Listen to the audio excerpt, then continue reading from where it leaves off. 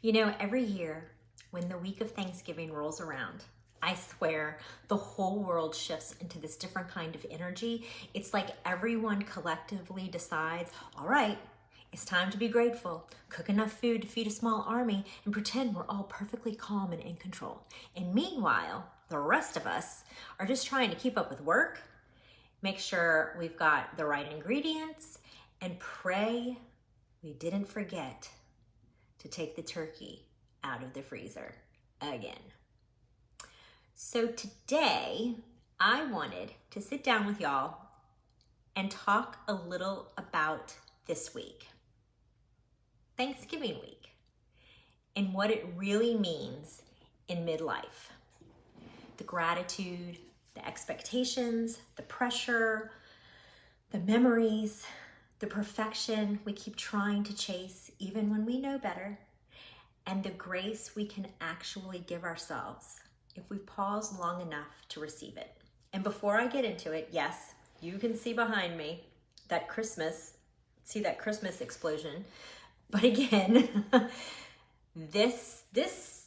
my room is not about perfection. This is real life. And if there is one thing midlife has taught me, it's this: the holidays don't get easier, but we can get gentler with ourselves. And honestly, that changes everything. Let's talk about this week. The less than a week leading up to Thanksgiving Day. This isn't the holiday.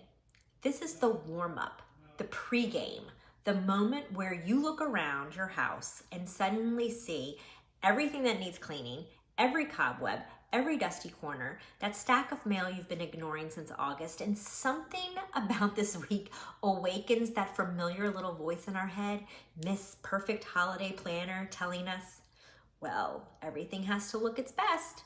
You know how it is. Your mother is coming. And you're thinking, do I though? Because I don't remember signing up to be the CEO of holiday operations.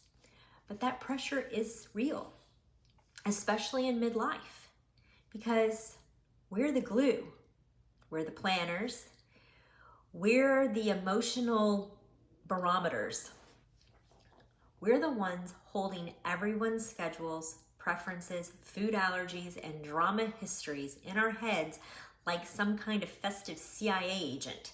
And we do it because we love our people, truthfully, deeply. But sometimes in all that planning, we forget to check in with the main character of the story, and that is us. Now, don't get me wrong, gratitude is beautiful, and this week is full of it. Everywhere you look, someone is talking about gratitude journals, gratitude practices, gratitude challenges, gratitude lists, and I'm all for it, but only when it's real. Because gratitude is not supposed to be this forced, perfect list of poetic things we write so people think we have our life all neat and tidy. Sometimes gratitude is messy. Sometimes it's quiet. Sometimes it's not what we wish it was. It's what it actually is. Like being grateful that everyone's healthy this year, or healthy-ish this year, or grateful that you finally learned to say no without feeling guilty, or grateful for the way you've softened in some place and then toughened up in others. Gratitude in midlife feels different. It hits deeper. We're old enough now to know how precious things truly are, old enough to know what we almost lost, what we have lost, what we have fought for, what we rebuilt in ourselves. Old enough to say, yeah, I've been through some things and I'm still here. And you know what? That's worth celebrating. So now let's talk about perfection, our old holiday enemy. Every year she shows up uninvited, right? Wearing heels that hurt her feet, hair sprayed within an inch of her life, carrying a to-do list that would make Santa himself say, girl, that's too much. She wants the house spotless.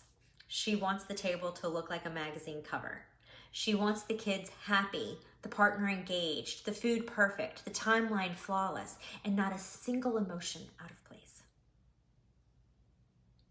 But midlife Emily, you know her. She's learned some things. She knows nobody remembers the perfect table setting. They remember the laughter that made you choke on your tea. They remember the moment somebody told a story they swore they would never tell again. They remember the hug that lasted a little longer than usual. They remember the warmth, not the perfection. They remember the connection. So this year, I'm letting perfection stay at home. Well, maybe a little bit might show up, but most of it's gonna stay at home. Me, can go to someone else's house because Lord knows she's probably double booked anyway. And what I want this year is presence. Presence with my people, presence with myself, presence with the moments I usually rush through because I'm too busy trying to be in charge of everything. I want to taste my food instead of inhaling it. I want to laugh until my cheeks hurt. I want to light a candle, take a breath, and remember that holidays were never meant to feel like a job. And let's be honest, holidays come with a lot of emotional weight, especially around this age, because midlife is full of so many realities we never had to juggle all at once before. Some of us have empty chairs at the table that we're not ready to talk about. Some of us are healing from family stress that nobody sees.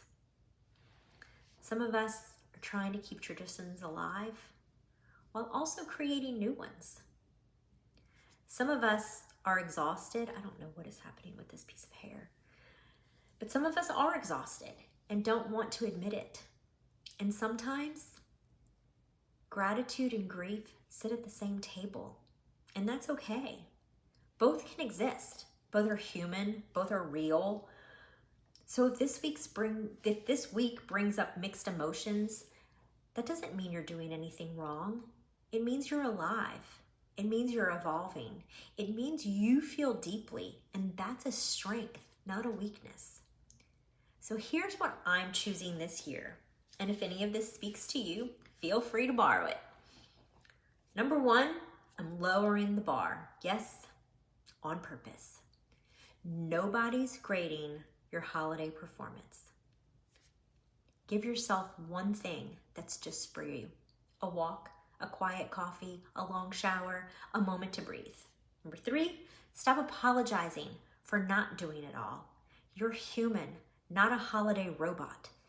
And number four, let people help you. You don't get a medal for doing everything alone. Lean into the imperfect moments.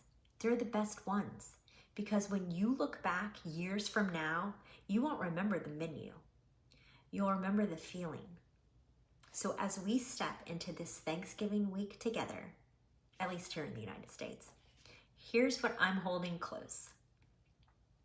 A grateful heart, not a perfect one. A home that's lived in, not staged for a magazine. A holiday that's real, not curated.